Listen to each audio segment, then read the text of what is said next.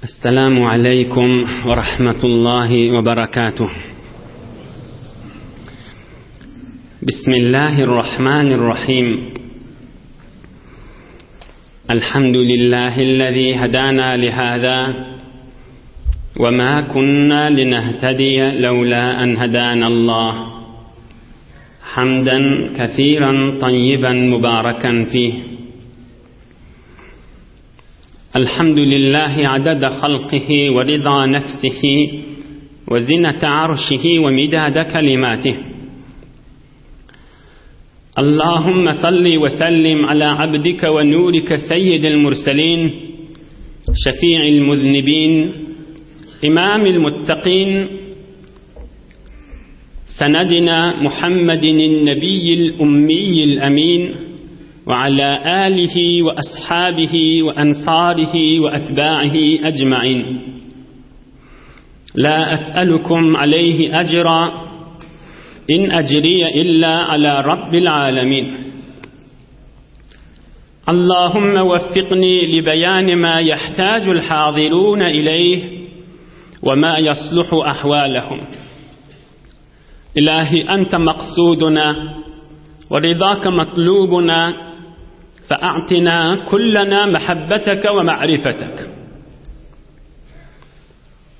بيك الله تبارك وتعالى هم أنذن طاعات عبادت لنذي صالح أمل لنذي خداي چين أترشق لنذ ومحبت لنذي وتمام دعاء خير لنذي لطف كرم بلا قبول دبتا هم أنذا إيلو نتشرين دوس يارن قوم خيشن إنتان أغلغيذن دنيا وآخرة سعادة قننمت يدعى عقلق بإذن إن شاء الله. خداي تعالى يورد لمذي پراحت edip vatanımız emniyet bolup ulamalarımız ve milletimizin ağzı birliğine ittihatta dinimiz, dünyamız avatlıkta yaşaydın inşallah. Ne kadar olukon saadet akıllın, fikirlin, küfilin zamanına Huday Teala'nın rezayeti, Resulullah'ın yaşayışı, ilim, iman ve nur seçileyen yer deyip de vakit koyup fırsatten istifade edip firiştelerin şirket ediyen meclisi, Hudayın nuru dökülüp duran meclislere şirket edecek deyip gelmek öyle bir ulukan saadettir. Gözümüzün nuri, başımızın tacı olan rahmeten lil alemin Muhammed Mustafa sallallahu aleyhi ve sellemin 57. yaşında bulan ulukan vakialardan, yani Peygamberimiz Medine-i Münevvere'ye barandan 4. yılla bulan vakialardan Huday köklediğinden 2 ulukan vakianı hizmetine de yetirir inşallah.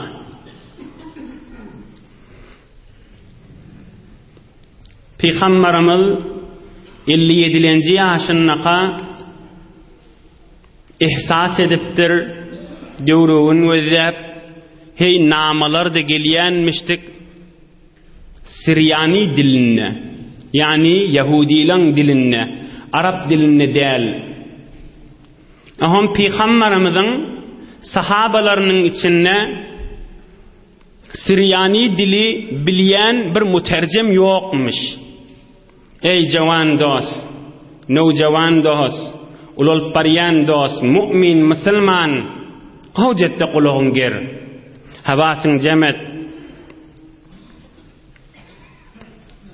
Bir mütercim ki Siryani dilinden, Yahudilan dilinden Araplan dilinden Yahudiye geçirir yanak, Müslümanların içinde hiç kim yokmuş. Bir nama da gelse, Yahudilan diline, Siryani diline nama gelse, Peygamberimiz mani Yahudilan birini okutmalı olayanmış. Ohan فإنه كانت تأتي النبي المصطفى sallallahu aleyhi ve sellem kutub la yeştehi sallallahu aleyhi ve sellem en yettali'a aleyh illa men yetiqu bih. Peygamberimizin de heves ediyen zadi bir ınanyan adamsının naman okusa o ınanyan adamsının namı yazdırsa da deyip yazdırsam da deyip hevesi varmış. Oham sahabaların içinde yine ululup barayan sahaba varmış.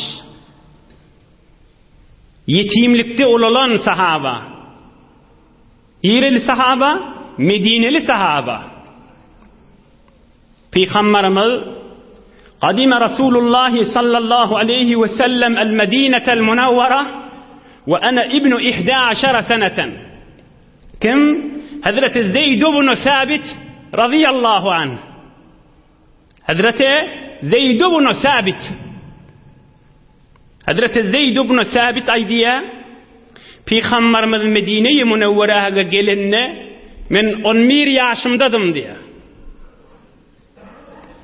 Yani Peygamberimiz 57. yaşında bu oğlan neçe yaşında oluyor? 16 yaşında oluyor. 16 yaşında 5-6 yaşında dedesinin elinden birin yetim sahaba. Hazreti Zeyd ibn Sabit. Peygamberimiz Medine'ye Munavvara'ya gelinne 11 yaşındamış. Yani Peygamberimiz Medine'ye gelmeke Peygamberimizin iyibirin sahabasının üstü bilen Müslüman olan sahabamış. Yaşatık vaktinde. Aham Peygamberimiz Medine'ye gelinne okulağasın.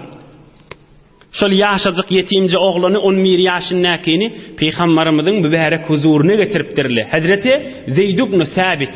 Sabit'in oğlu olan Zeyd diyen sahabani aham Peygamberimiz aydıptırla hâzâ gulam ma'ahu mimma enzelallahu teâlâ aleyke bid'a aşara sûre fe'a'cebe zâlike Resulullah sallallahu aleyhi ve sellem. Ya Resulallah şicahı olan onun meş sure yat bilye deyiptirli. 11 yaşındaki yetimci oğlan Peygamberimizin mübarek huzuruna getirip sen gelmeken sen sahabalardan onun meş sure öğrenip yat tutuşul oğlan deyip Peygamberimizin huzuruna getirilen sahaba. Hazreti Zeyd ibn Sabit radıyallahu anh ruhunun hoşluğundan söyleyeyim. Hoştur inşallah. Aham Peygamberimiz görüptür mün necabatını, verenliğini, arası oğlanlığını, fehminin ve zekavatının kâlliğini, veren oğlanlığını, istidadının kâlliğini sahabaların içinde saylap Hazreti Zeyd ibn Sabit'i yanına çağırıptır. 16 yaşındaki oğlan ha. An Zeyd ibn Sabit radıyallahu anh قال لي صلى الله عليه وسلم أتحسن السريانية Canı ol sen Siryani dil biliyen mi deyiptir Yahudilerin dilini. Hem kiplep biliyen mi hem yazıp biliyen mi deyiptir. Hem Hazreti Zeyd ibn Sabit aydiye bana Peygamberimiz şonu soradı. Men ne ayttim yok bilemek dedim. Hem Peygamberimiz aytti. Feta'allemha fe innehu ye'tini kutub. Men sana buyruq diyen şonu bardı öğreniptir öğretiyerlerden. Siryani dili öğretiyen Yahudilerin aralarına bar. O şu almı öğren, şu dili öğren. Zabanını öktevol. Yahudi dilli Siryani de öktevol. Şonu bana name geliye. Ve men name de yazmalı olayan. Sen men evvelin mütercime İslam olduktur. Yerin yüzünde evvelin mütercime İslam. Mümin Müslümanların arasında cihan-ı İslam'da Hazreti Zeyd ibn Sabit 11 yaşındaki cavan sahaba. İnni Peygamberimizin şu aydan vaktinde de 16 yaşındamıştı. Bolya deyiptir. Peygamberimizin bereketine hem mucize olup hem Hazreti Zeyd ibn Sabit'e keramet bulup feteallemtuha fi 17 yevmen 17 günne bir rivayette 15 günne öktü oldum deyiptir. Beter öktü oldum deyiptir. Yarım ayda 15, 16, 17 günne. Hem yazmana ve hem keplemana Siryani ve Yahudilan dilini beter ökte olnum diptir. Aham ondan meylak Peygamberimiz namı yazacak bolsa Zeyd ibn Sabit'i çağırırdı ve namı yazdırırdı. Yahudilan diline ve Siryanilan diline. Ve namı gelse men çağırırdı ve men Resulullah sallallahu aleyhi ve selleme naman okuyup verip manasını aydıp verip dine şehittir hizmet ederdim diptir. Hazreti Zeyd ibn Sabit radıyallahu anh ey enatala oğul gizleyene dadele ey cavan dost nevcavan dost Peygamberimizin sahabalarının ihlasını özde 57. yaşında bolan vakalardan işi Huday Teala sana näme zada istidat beripdir Peygamberimizin sahabalarını özde her kim özünü berilen paydan özünü berilen nigmattan başardıklarından Hudaýyň dinine hizmet etjek bolup şu Hudaýyň nigmatyny şoňa sarf etýänmişdikler. İstedady barmışdyk muterjem bolmaga, Peygamberimizin diýenine dip muterjem bolupdyr. Hiç tekebbürlenmeýändir. Men sahabalyň içinde zabany öktü diýip de mutekebbir bolmaýanmış, belki iftihar edýänmiş. Belki özüne ulkan izzet bilýänmişdik Hudaýyň ýanyna. Sahabaların içinde en öktüsü Hazreti Zeyd ibn Sabit 16 yaşındaki oğlanmış. Näme diyecek şuna adına? Hizmet diyecek değil mi? Eger yerinin yüzüge eylesen ders, tekebbür bolmogul, bolgul Huda ters. Hazreti Sofallah yarişan aydiye. Eger yerinin yüzüge eylesen ders, tekebbür bolmogul, bolgul Huda ters. Ustadımın Kâne adamlara kuru zeminine ders veriyen hem mekşten ağdın gözdavatimi mutekebbir olma diptir. Huda ters ol diptir. Şu yağdayı baranın menen heyvur alımlı ve savaklı olanın menen adamın ömrü uzalyam. Yok. Edafe iyi biçip bilyam. Yok. Edafe yatıp bilyam. Yok. Edafe evin maşkeyip bilyam. Yok. Şu ön kadam yani bir ağda çıklat şayet park etsin. Ayya şoň menen özüniň ruhuna tamam hoşluk berip bilýär. Ýok, şylay dilýän gurrunlara bir dagwasyz hakykat gurrunlar. İnsan özüniň awadallygyna, insan özüniň malyna, insan özüniň sawadyna allanjak bolsa gelişmez ahim. Utançlyk bolar ahim Hudaý Taalaň dergatynda. Bir her hal insanyň özü Hudaýa bende dälmi? Elbette bende. Bu bir makama bir ilmda, bir savadda, bir malla, bir gelişikde ve bir makama yetenne aya insanın boynundan bendilik ayırlayamay, ayırılmaya. Eğer ayrılacak bolsa, gözümüzün nuri Habibullah Muhammed Mustafa'nın boynundan Hudaý ayırardı. Emma Allah Teala Resulullah'a hud Kur'an-ı Kerim'de emrediptir. Wa'bud rabbaka hatta ya'tiyekel yakin. Ta canın çıkyança Allah Teala bende olduktur. Ta ahir canın çıkyança Allah Teala bende olduktur. Çünkü bir her hal adamız bende olandan tanıram insan bendeligin çıkaran günü insan özünün bendeligini yadından çıkaran günü çukura kaçar. Onu hor olar. Yani Allah Teala Erhamur Rahimin olan tanımıdam elimizden çekip kaldırıp duda. Bir her hal bizim ulkan bir ders almalı adamız şey. Üstünden geçer yalı urrun del. Sahabala her gaysi özünün istedadına göre dine hizmet etýänmiş. Malı va malı bilen hizmet etýänmiş. Dili va dili bilen hizmet etýänmiş. Malı va men ýyle bir gedek men palan muga bir zat 50 000 berdim ahim. Bu mal hizmet etmek değildir ha. Men açık Hudaý üçin açıklap bereyim. Mal bilen dine hizmet etjek adam malının öz eline düşýän daramadinden günni bir miqdar çıkarmaga dine hizmet etmek diýendirler. Özünün üşürünü ya zekatyny çıkarmak bir wazife mali maňa dine hizmet diýilmeýär. Hudaý üçin bizinki eşitdirmek. Murade ma nasihat budu guftim havalet ba Huda kerdim raftim diye Hazreti Sa'di aleyhirrahme. Bizim wazifemiz, bizim boynumuzda bir nasihat Hudaý üçin aýtmak. Dine hizmet edecek bolsa mal bilen ya av ya kan günni önüň daramady bilen av da bol kenara çıkarsa Hudaý üçin, din üçin, Hudaýyň rezaýaty üçin şoňa diýeli maly bilen hyzmat etmek. Eli bilen hyzmat etmek, dogonjygynyň eline tutup, şejerik nur, iman, ilm seçilip duran ýere ýör barayly. Ay nemetdir. Wagtyň gadryny bileyli. Agallam kıyametde Resulullah can bizden sorasa sen ne men ummatymdyň mı diýse, hop nämetdiň men dinimden çyryň diýse, can dost, agallam sen ýaşaýyşyň agdalýan ýere barýadım, salawat okuýadım, klaslara iman seçilip duran, nur seçilip duran yerlere şirket edýädim, diýer ýaly bolaýlar can dost diýip dostyň elinden tutmak da olakan dine hyzmatdyr. Beter olakan hyzmatdyr. Yok bundan başka yerlerde hoşluk gözdese, Hudaýdan daşlykda, dinden daşlykda, ne sefa mimanedeş, ne lütfu fer, ne besuye asman rahe sefer. Bu barada birji däne bir teberrük gurrun aýdaýyn. Hazreti Ebu Bekir Siddiq radıyallahu anhu'nun sünne bolan gurrun, hyzmat etmeden çürüyüm, dine arka bolmadan çürüyüm, şonu aýdyp oham Resulullah'ın gurrunun izni alyp gideýin inşallah. Ey bu gurrun ulkan dersdigini, ey musulmanlar, ey şu döwrüde ýaşap beren mümin musulman dogallar.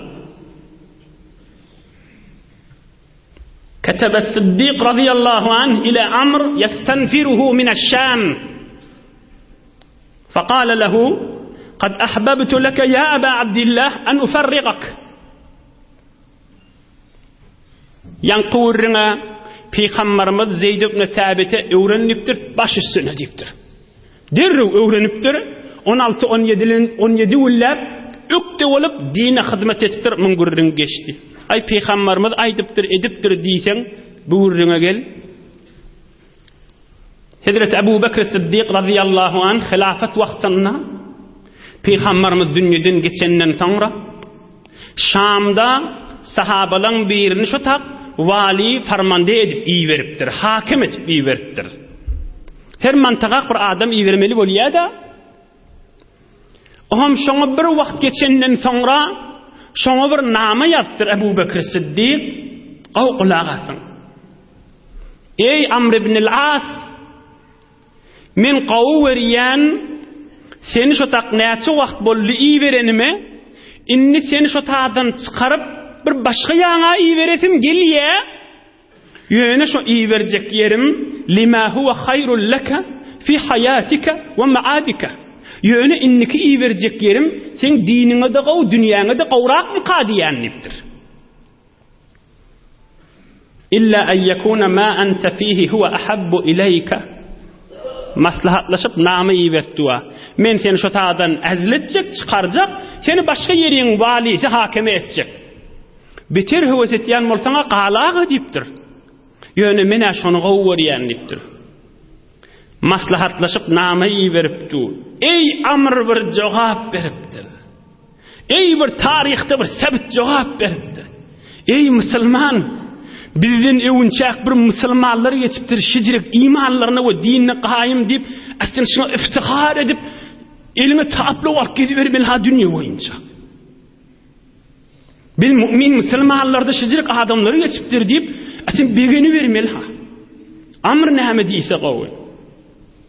İnni sahmun min sihamil islami ve ente Abdullah ar-rami biha vel jami' laha farmi bi fiha. O da nama şu cevabı veripdir. Ey Ebu Bekir Siddiq diýipdir. Mene bir tir hesabına, ok, tir, kamanın içinde koyup atılmayamı. Mene bir tir hesabına diýipdir. Bir ok hesabına diýipdir. Sen bir Hudaýyň bendesi, tir kaman menen atýan adam diýipdir. Sen okun kan diýipdir. Meni de şu oklaň içine koy, bir ýaňa atdy öder, ýerek düşsem şu tak düşeýin diýipdir. Mene bir İslamyň oklarynyň bir diýipdir. Mene bir diniň tirlarynyň bir diýipdir. Maňa bitaý bolan näme, beýlik ýer bolan näme diýipdir. Maňa jaý näme fark etýär, men wezifam hyzmat etmek diýipdir. İnni sahmun min sihamil islami. Ey min awadan aýdyşyny görsene. Hay hay diýipdir. Mene bir dini İslamyň bir oklarynyň biri, tirleriniň biri diýipdir. Ve ente Abdullah, arrami biha. Sen bir atyança adam dipdir. Sen bir baş bolup oturan Resulullah'ın janışyny bir ýanak adamlar üýşürdi. Meni de oklon içine koy. Tirliň içine sal. Jabeye tirin içine salla. Meni atdy öber ýürek düşsem şoňa düşeýin dipdir. Dine hizmet ediyen adamlar da aşla. Bizden önce La ilahe illallah Muhammedur Resulullah deyip imanlarını qaim durup qiymillaman geçen mert bolan evliyalar da aşla. Ine bizde gelip turşmahal ikimizin döwresine. Allah Ta'ala'nın dinine, Resulullah'ın üstünden gelen din, pak din, İslam din, gurrun bol qalmalı zat gelbi. Bir amel etmeli zat, icra etmeli zat. Öýüňe baranda da pikret, men Qur'an-ı Kerim'i öwretýän bolup bilerin maqam. Agallam öwrenýän bolup bilerin maqam. Men şu dine näjere hyzmat etip bilerin maqam. Hudaý maňa berin istedady haýsy ýollan qam diýip bir din için, Hudaý için geňeşýän adamga geňeş fursaty ellen berme. 20 ýaşynda äriň ne qamy? Yıkar dağı daşı erider demi.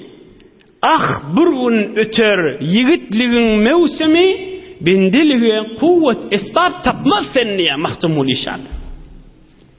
20 yaşında üflep dağı qıp bilýän dipdir. İtiklep dağı qıp bilýän dipdir. Ýöne bir gün öter yigitliğin mevsimi bendiliğe kuvvet esbab tapmaz. Ýöne bir gün jawallygyň geçer. Oham Hudaýyň dinine hyzmat edeýin diýseň de yaramarsın ha dipdir. Şumahal el ayak göz gulagyň diýeniň etip tuqa hyzmatyň eddegal gönenersin.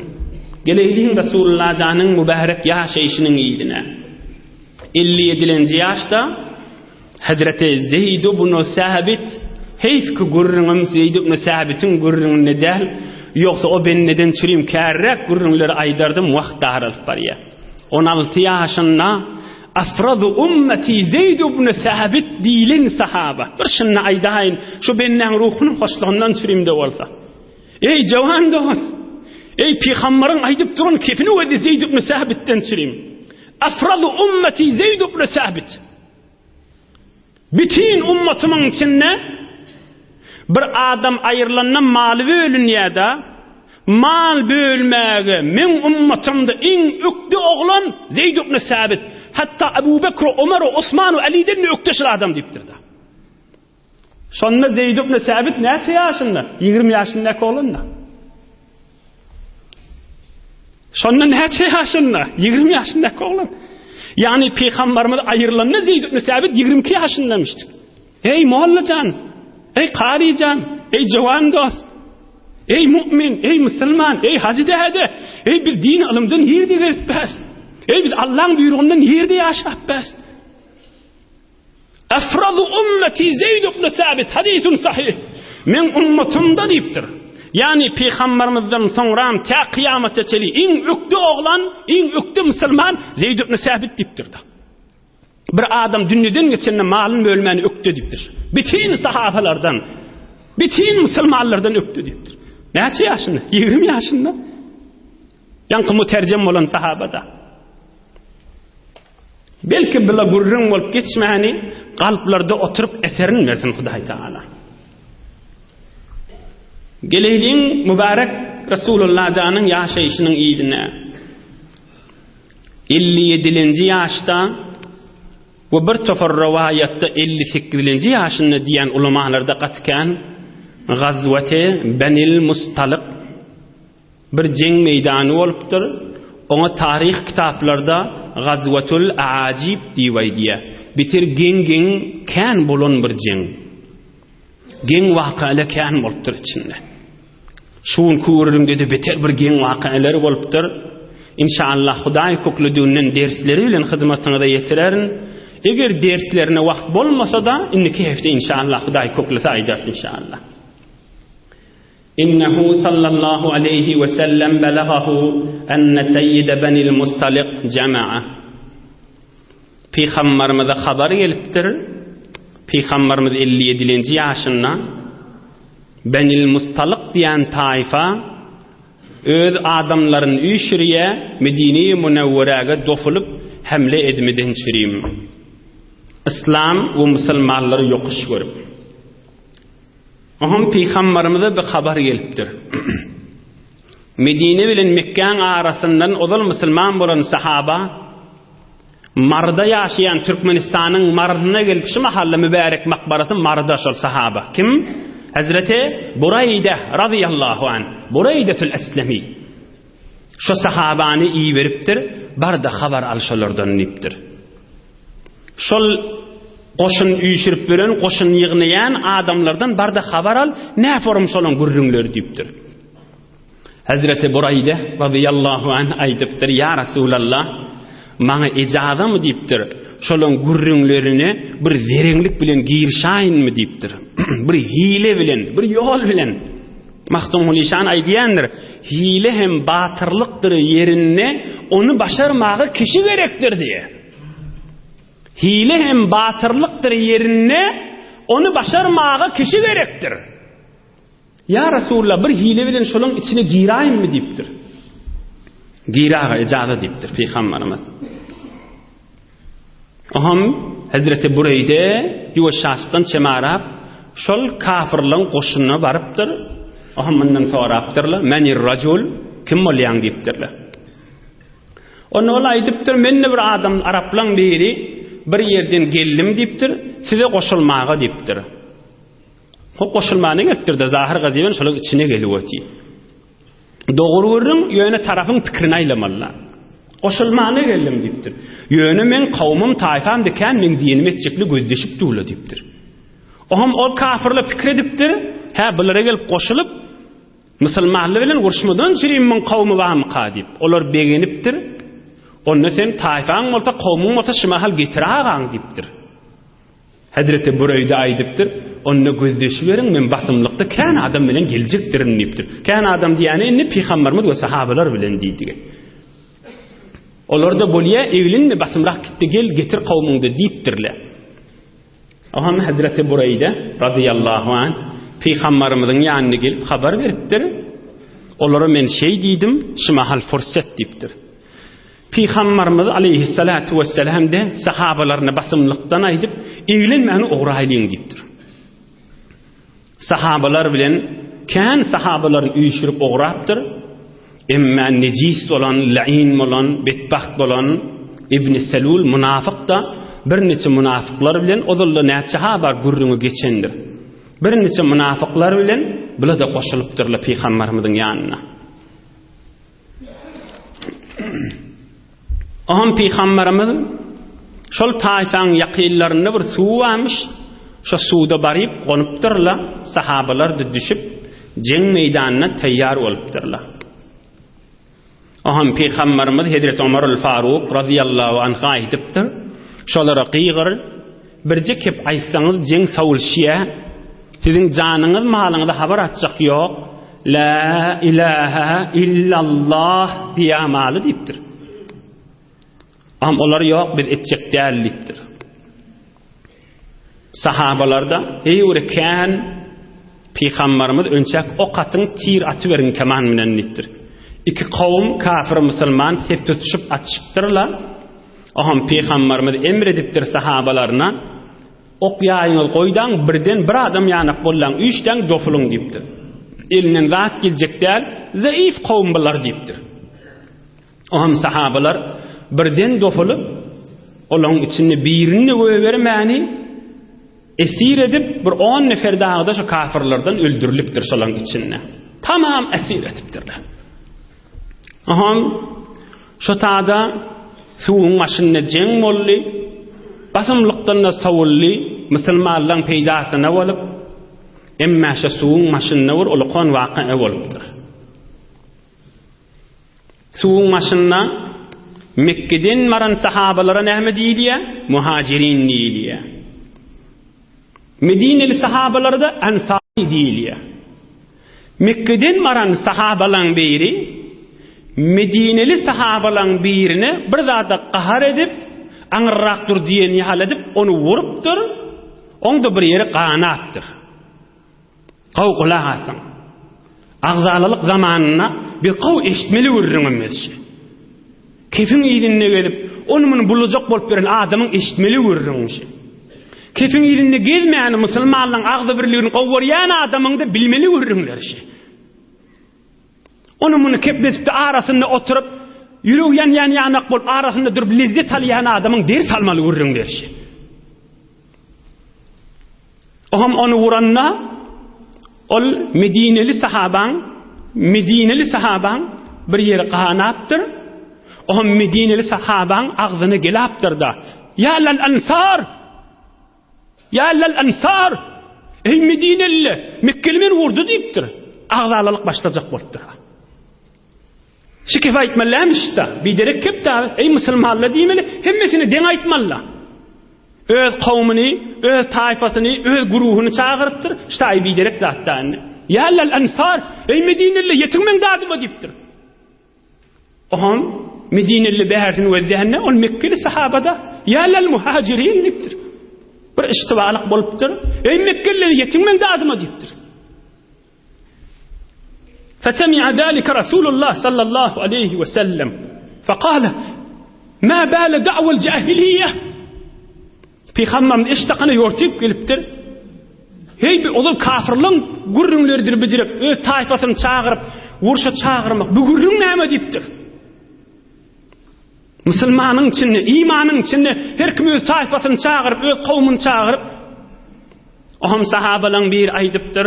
Ya Rasulullah, kasa rajulun minel muhajirin, rajulan minel ansari. Ya Rasulullah, Mekkeli sahabalaryň biri, or Medineli sahabalaryň birini vurdu diýipdir. Peygamberimiz näme diýipdir?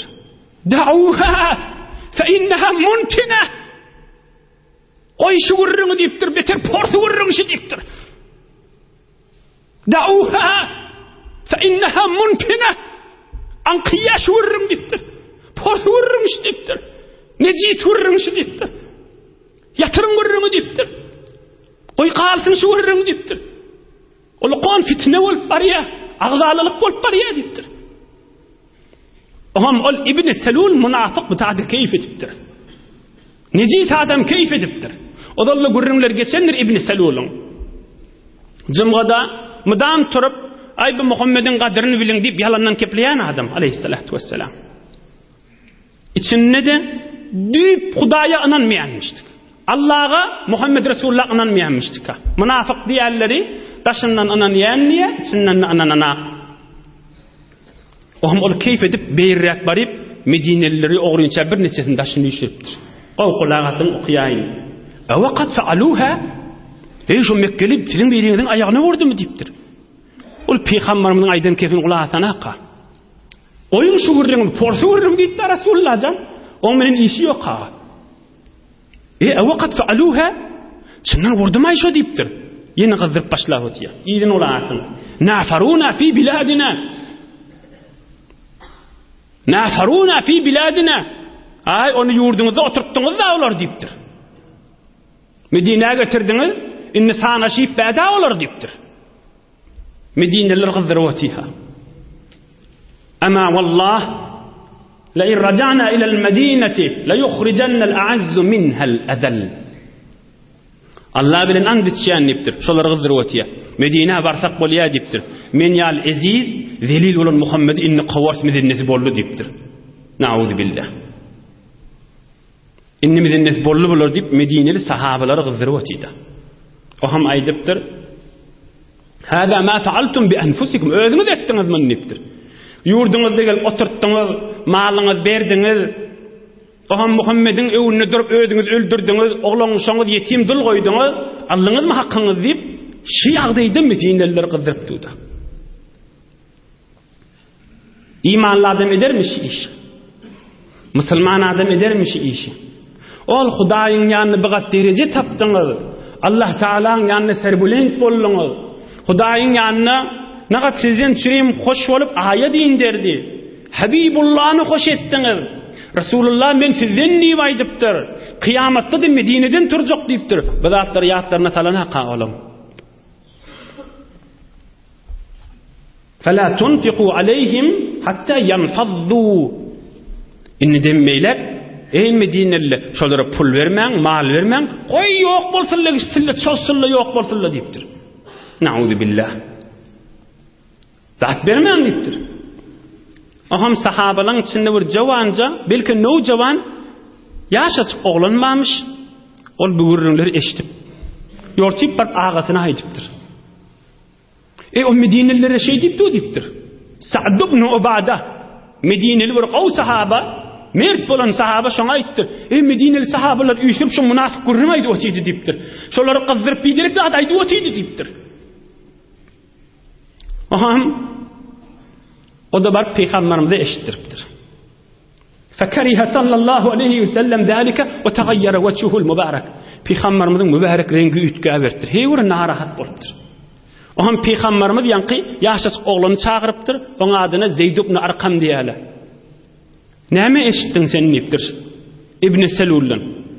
Onna men şeýle dagyk şuurun aýdyp eşitdim dipdir. Aham peygamberimiz aýdypdyr, sen gaharyň gelenseň, şonu ýokuş görenseň, on aýtmadyk zady gulaňa gelen ýany hyýaly bolan däldir sen a dipdir.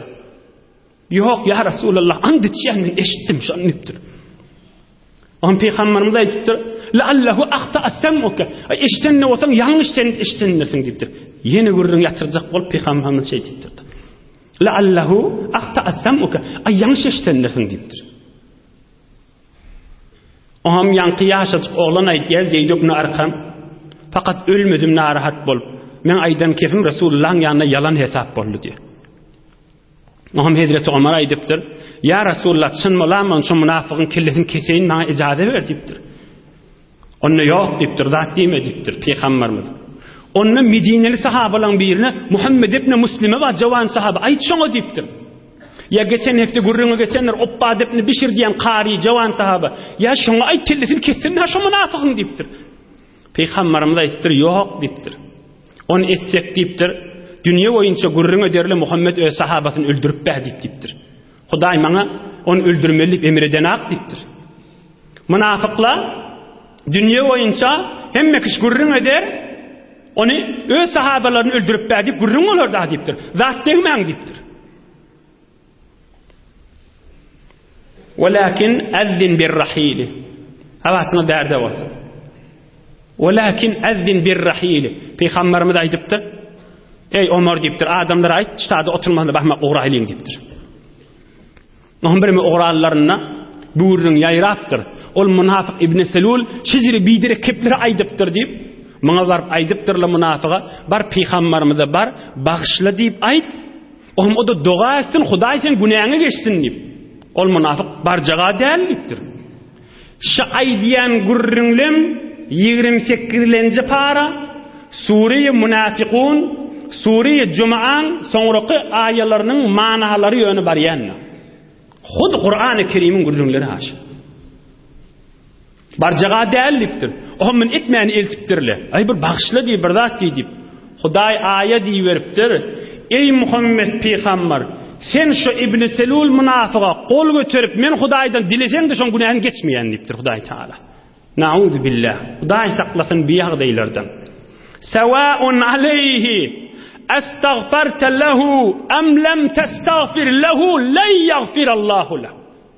Ey Muhammed peýgamber, hala sen şoňa doga et. Hala şoňa doga etme, men Hudaý şoň günahyny geçmeýän diýipdir. Şol munafigyň günahyny. Aham ol gurrun Zeyd eşitipdir ýaşaçyk oglan diýip de bu gurrunda o munafiq eşitilipdir. Aham munafiq peýgamberimiziň ýanyna baryp näme diýipdir? Wallahi ma qultu ma qala wa la takallamtu bih. Wallahi wa men şu gibi aýdamak, agzymy da alamak diýip yalandan qasam içmäni durupdyr. Men ojradat aýdamak diýipdir. Men agzymy getiremak ki ojra keplerden diýipdir. Men andy içýän wallahi diýän näme diýän diýip. Aham Hudaý Taala aýat diýipdir. Sure-i Munafiqun diýipdir. Kıyameti çili biýahre ýokdur. Sure-i Munafiqun ma? Ýanky okuyan aýalaryň hemmesi şoň manalary barda. A'udhu billahi mineşşeytanirracim. يقولون لئن رجعنا إلى المدينة ليخرجن الأعز منها الأذل ولله العزة ولرسوله وللمؤمنين وَلَكِنَّ الْمُنَافِقِينَ لَا يَعْلَمُونَ. خود Allah'ın kelamı. يَقُولُونَ Ey Resulullah, şol yaşaca oğlan aydiyan kefi doğru. يَقُولُونَ Münafıklar aydiyalar. لَاِنْ رَجَعْنَا إِلَى الْمَد۪ينَةِ Medine'ye barsak bolliye, şona barsak لَيُخْرِجَنَّ الْاَعَزُّ Min münafık çıkararın, minhel ezel zelil olan Muhammed'i deyip ayttı şo deyip Huday ayet diyiverdir.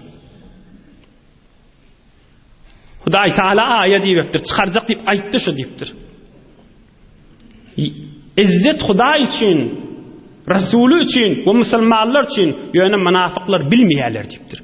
Bir suran şodur şu münafıkların hakkında da kıyamete çeli bir avreyet. Bir 5 dakika inşallah kısacık defnaydı bu ham tamam edelim. Evvel kısı Peygamberimiz aydıptır. Da'uha fe inneha muntina. Koyun deyiptir. Bitir portu vurun deyiptir. Ağzalalık görün, bitir portu vurun deyiptir. Da'val cahiliye etmen. Her kim öz tayfasını, öz firqasını, öz guruhunu çağırıp, gelme kömek berişin basayıllip, bila yok deyiptir. Hala dini vurun olsun, hala erhileyin artındak içtimai dünyevi vurun olsun, fark etmeye. Bir mümin Müslümanlar, bir tane dünyeviden, bir tane diniden Huday için hizmetine de yetireyin. Erhileyin arasında dava oliye, ne erin tayfası, ne hileyin tayfası. Hiç sayt hak bilen işi yoktu. Şol hileyin tarafı tayfasa, hak da olsa, ne hak da olsa şuna kömek vermeliyin. Yankı Peygamber'in aydanışı. Bila dinle yok zaten. Hak neyme, ne hak neyme, din neyme diye, Huday neyme diye şunu bölünecek görmeli. Erin tarafta olsun, tayfası olsun, hileyin tayfası tarafta olsun. Onun eni dedesi, hususan enesi asıl hak bilen işi olmalıladın. Ey ene, Müslümanın yağdayı olmalı değil haşa. Hiç hak bilen işi olmalıladın. Şu oğlunun tarafı, o kızının tarafı olmalıladın. Huday, Peygamber din halam yaşını. Peygamberimizin bir kefişini açıklaya, şunu aydayın. Unsur ahaka zalimen ev mazlumen. Keza fi kitabil mazalim للإمام البخاري رحمه الله. Peygamberimiz aydıptır. Ey Müslümanlar deyiptir. Bir daha aydiye. Zalime de kömek verin, mezlume de kömek verin. Eziyet beriyene de kömek verin, eziyet beriliyene de kömek verin deyiptir. Ohum sahabaların bir ayıptır. Ya Resulallah, bir adama eziyet beriliyen olsa kömek vermeli, zalime adamın ecri kömek vermeli deyiptir. Qayta edeyin. Tekrar edeyin. Peygamberimiz aydıptır. Zalime de kömek verin, eziyet berilyen ecire de kömek verin deyiptir.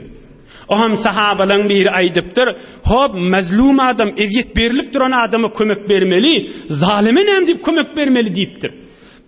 Peygamberden aydıptır. Tahcuzuhu ev temna'uhu anil zulmi fe inne zâlike nasrahu. Barıp elinden tayağı alıp, hayt beytme diysen, zalime kömek verdiğin daha deyiptir. Zalime kömek verecek bolsan, şonu zulmünden alıp kalmalı. Şonu eziyetinden alıp kalmalı. Şonu ızasından alıp kalmalı. Şuna adına kömek vermek diyeler daha deyiptir. Tüyüz mümin Müslüman adamın bolmalı yağdayışı. Dini yağdaydanna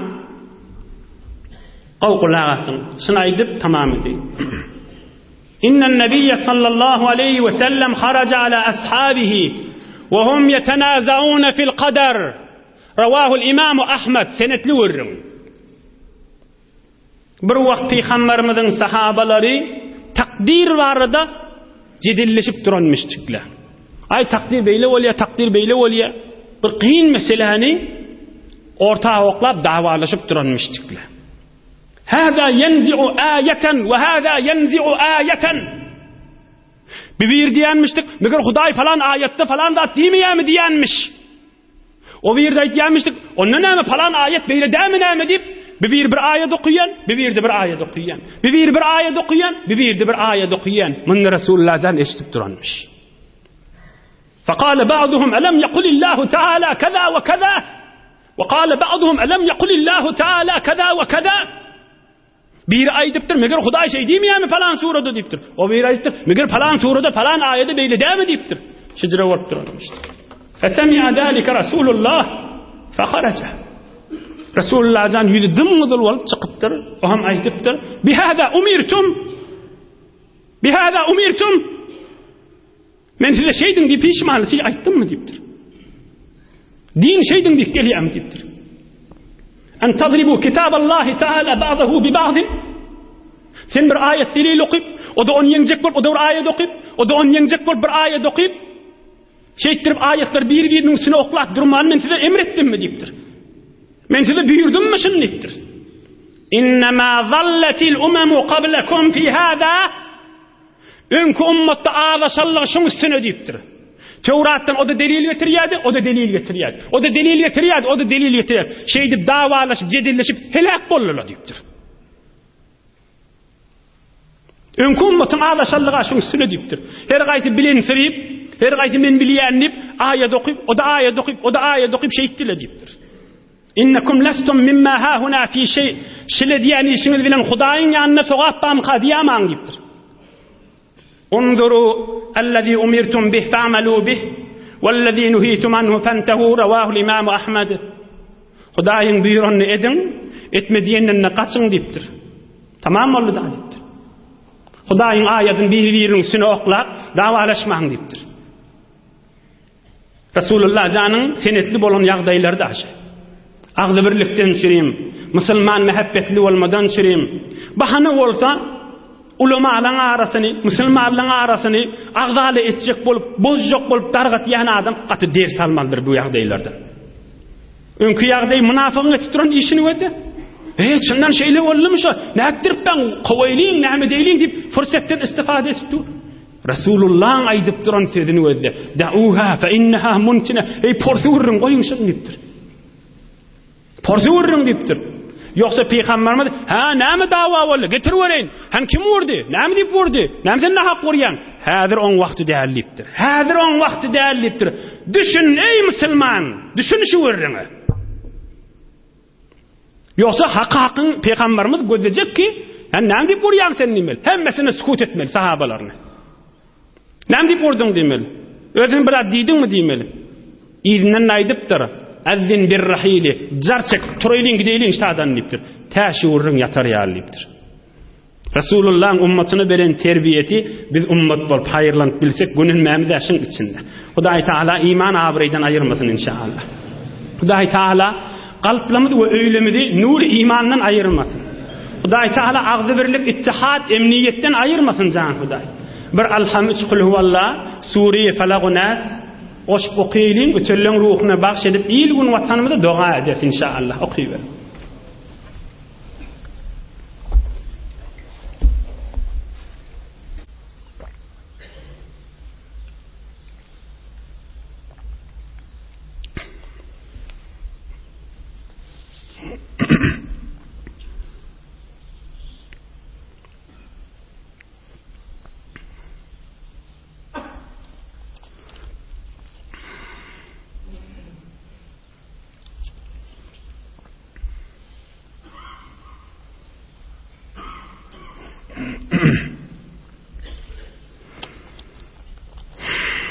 Subhan rabbika rabbil izzati amma yasifun. Selamun alel murselin. Hatmi Kur'an-ı Kerimler vadipdirler. Resulullah can, Hazreti Hulefai Raşidin, Hasan can, İmam Hüseyin can'ın ruhunu da bahşetmeli. Pirağa inşallah hemme ötüllüğün ruhunu da bahşet. İçeride daşarda kulak asyan, emniyet, parahatçılık, ağlı birlik. Hususan şu daşarlarda matur maşin saklap, intizamatta zahmet çekýän dogolla. Qışyn tomsyn mydam ile ayaklar çermekli, Hudaý üçün zahmet çekýärler. Hudaý Taala din dünýelerini abad etsin diýip dua et, abad da bolar inşallah. İlahi amin. Amin can Hudaý. Kabullar inşallah. İlahi amin. Amin can Hudaý. İlahi amin. Amin ya ilahel alamin. Amin ya erhamer rahimin. Amin ya mucibed da'avat. İlahi amin. Allah Teala'dan qatı umid kanir kabullar inşallah doğala. İlahi amin. İlahi amin. İlahi amin. Birahmetke ya erhamer rahimin. Barakallah. Yoldaşlarınızı yardımdan çıkarma. Subhan rabbike rabbil izzeti amma yasifun. Selamun alel murselin. Elhamdülillah.